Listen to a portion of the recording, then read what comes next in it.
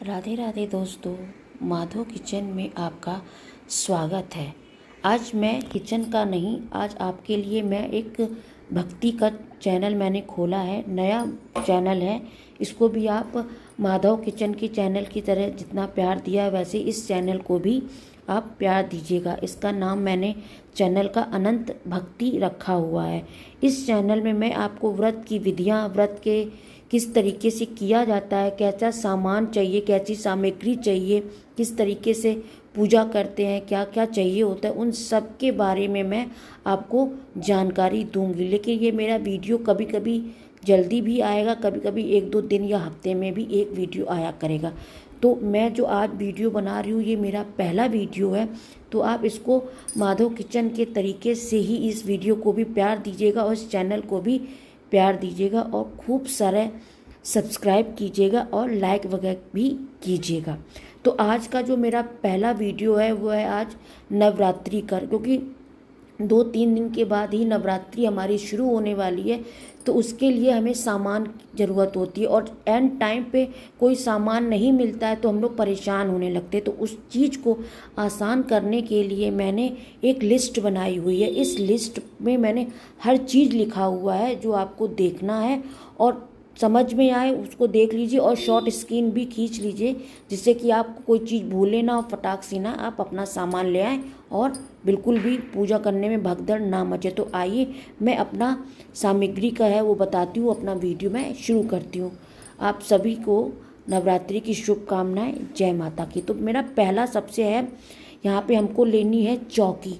चौकी आप बड़ी लेंगी तो एक चाहिए, अगर आप पटा लेंगी तो आपको 2 पटा चाहिए, क्योंकि कोई लोग कलश की स्थापना करते हैं, कोई नहीं करते हैं।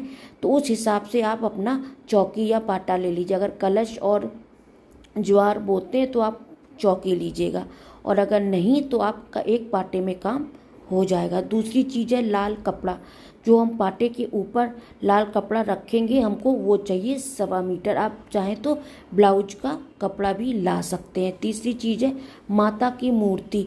अगर माता की मूर्ति आपके पास घर में है पीतल की तो आप उसी को स्नान वगैरह करा के आप उसकी पूजा कर सकते हैं। और अगर नहीं है तो मार्केट से जाके आप जो कागज़ की होती है उसको बिल्कुल कांच के उससे मढ़ा हुआ होता है वो आप ले आइए।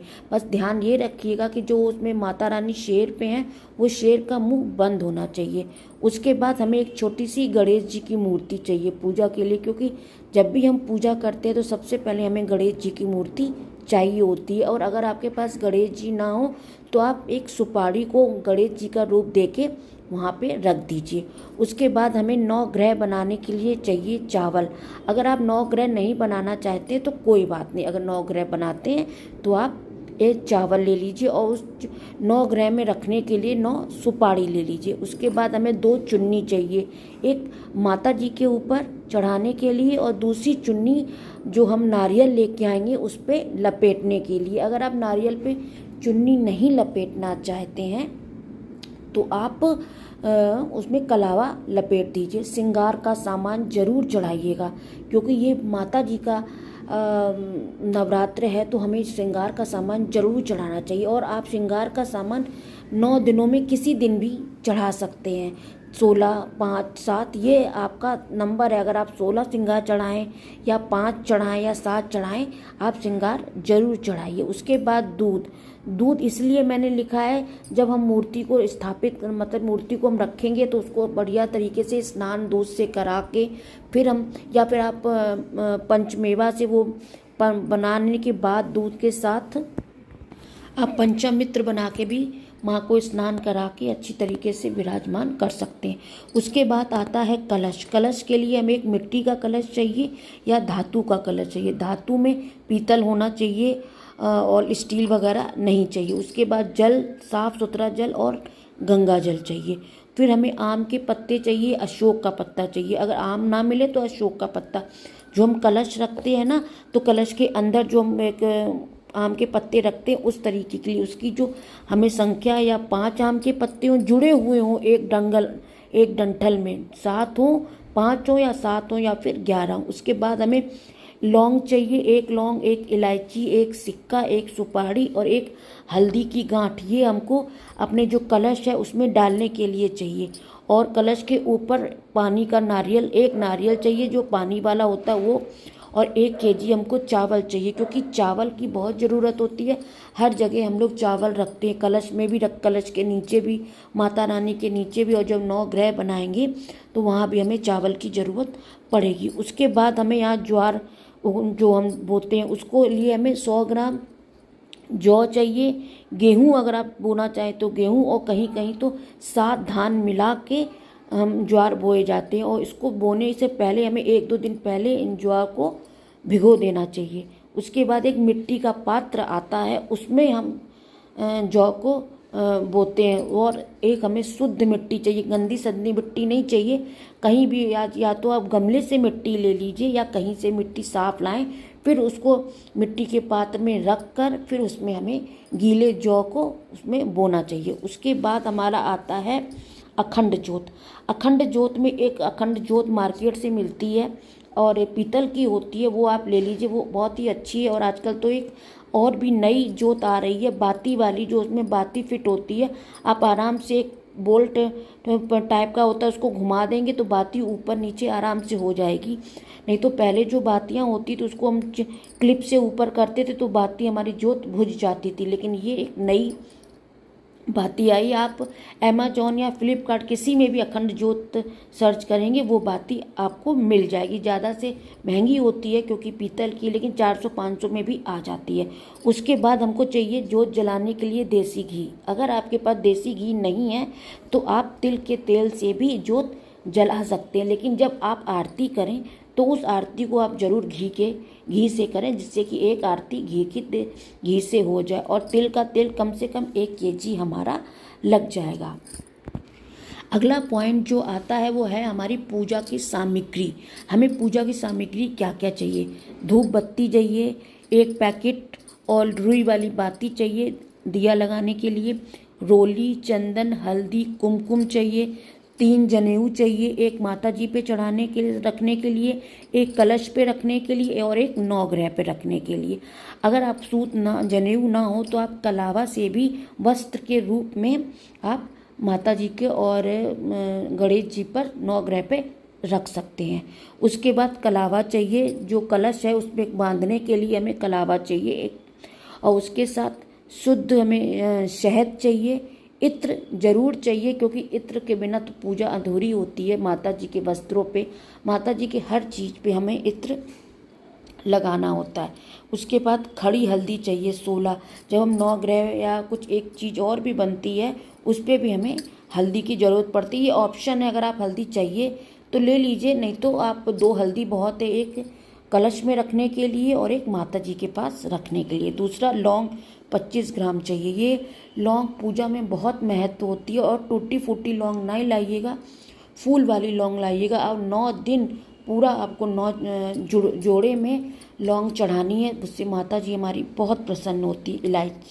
इलायची चाहिए, कमल गट्टे चाहिए 11, कपूर जरूर चाहिए क्योंकि कपूर से हम आरती करते हैं 50 ग्राम, पान का पत्ता 11 या 20 घर में रख लीजिए, लाके बार बार लाने की ज़रूरत नहीं है, ये सुरक्षित रहेगा। तो जब भी आपको ज़रूरत पड़ेगी आप आराम से पान का पत्ता यूज़ कर लेंगे। और सुपारी मैंने आपको बताई थी, ये 9 ग्रह में रखने के लिए सुपारी चाहिए। फूल चाहिए, माता को गुड़हल का फूल बहुत पसंद है, लाल फूल, वो आप ज़रूर चढ़ाइए। और गणेश जी के लिए दुर्वा चढ़ाइए। उसके बाद हवन आता है। हवन आप चाहो तो रोज़ करो, नहीं तो आखिरी दिन कर लो, नवरात्रि के आखिरी दिन हवन कर लीजिए, या जो कुछ लोग तो रोज़ करते हैं। उसके लिए आपको क्या चाहिए? हवन करने के लिए एक हवन का बर्तन चाहिए, चाहे मिट्टी का हो, चाहे आजकल हवन कुंड भी मार्केट में आसानी से मिल जाते हैं। उसके बाद गाय के गोबर का जो उपले आते हैं कंडे, वो भी आप मार्केट में आसानी से मिल जाते हैं। आजकल तो ऑनलाइन भी मिल जाते हैं, आप उसको मंगा लीजिए। आम की लकड़ी चाहिए, हवन सामग्री 100 ग्राम चाहिए, घी चाहिए क्योंकि घी हवन में डालना पड़ता है तभी हवन होता है। और हवन सामग्री में और भी आप ये सब चीज़ें मिला सकते हैं, जैसे गूगल, लोबान, लौंग, बतासे, कमल गट्टे, जौ, तिल, काले तिल, ये सब चीज़ें मिलाकर हम हवन करते हैं तो हमारे घर की शुद्धि होती है और बहुत ही अच्छा सा वातावरण हमारे घर में हो जाता है। हो सके तो आप रोज़ थोड़ा थोड़ा हवन करें, 11 बार मंत्र पढ़ें माता रानी के, उससे हवन करें तो बहुत अच्छा सा हमारे घर का माहौल रहता है। और वैसे भी माता रानी आती हैं तो वैसे भी सारा संसार, सभी का वातावरण बहुत अच्छा हो जाता है। यहाँ पे भोग के लिए आपको जो भी मन करे वो आप भोग चढ़ाइए, पंचमेवा रखिए, बताशे रखिए, लौंग रखिए, जो भी मिठाई रखना चाहते हैं मिठाई रखिए, जो भी आप करना चाहते हो। दिनों के हिसाब से भोग बनाना चाहते हो तो दिनों के हिसाब से आप भोग बना लीजिए, लेकिन रोज़ भोग आपको अलग अलग चढ़ाने ही चढ़ाने। मौसमी फल ज़रूर चढ़ाइए और अनार माँ को बहुत पसंद है तो अनार भी आप ज़रूर चढ़ाइए। उसके बाद हमारा आता है पाठ। जो जल्दी में होते हैं, ऑफिस जाते हैं, वो आराम से दुर्गा चालीसा पढ़ के आरती करके जा सकते हैं। और अगर जो समय दे सकते हैं वो श्री दुर्गा सप्तशती जरूर पढ़ें। ये पाठ माता का पाठ है, इससे हमें बल शक्ति मिलती है, इससे हमारा स्वास्थ्य ठीक रहता है और भी हमारी जो मनोकामनाएं, जो इच्छाएं, वो सब दुर्गा सप्तशती पढ़ने से पूरी हो जाती है। और ये हमारे मन को, अंतरात्मा को भी बहुत शांति देता है। उसके बाद नवरात्र 9 दिनों की पूरी कथा आती है, वो आप मार्केट से जाके पुस्तक ले आइए, वो आपको आराम से कथा की पुस्तक मिल जाएगी। और 9 दिन आप एक एक करके कथा पढ़िए और अपनी जो भी मनोकामना है उनको आप पूरा करिए। तो मैंने यहाँ पर आज आपको अपनी जो नवरात्रि की जो लिस्ट है वो दे दिए, आप इसकी शॉर्ट स्क्रीन कर लीजिएगा और जो भी सामान है पहले से ला के रख लीजिएगा, जिससे कि आपको पूजा करते समय कोई भी परेशानी ना हो। और आज का मेरा वीडियो पहला है, आपको कैसा लगा आप ज़रूर लिखिएगा और मेरे वीडियो को शेयर ज़रूर कीजिएगा, लाइक भी कीजिएगा। और मेरा चैनल नया है तो इसको आप सब्सक्राइब भी कर लीजिएगा। और अगर अच्छा लगे तो कमेंट बॉक्स में जय माता की ज़रूर लिखिएगा। राधे राधे।